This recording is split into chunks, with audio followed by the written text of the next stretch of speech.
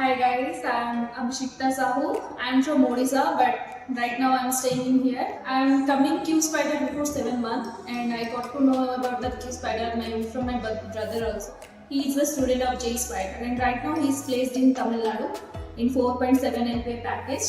According to him only, I will join QSpider, and before coming QSpider, I don't know about anything in manual testing and SQL, Java. I don't know anything.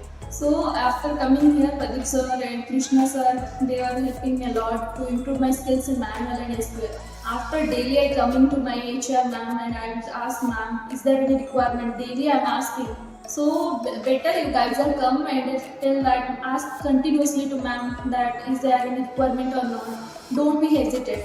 And one more thing, do presentation properly and give your mock and be confident on your answer first. And when you give a mock, just look at into your eyes and give your answer frequently. That's it. Thank you.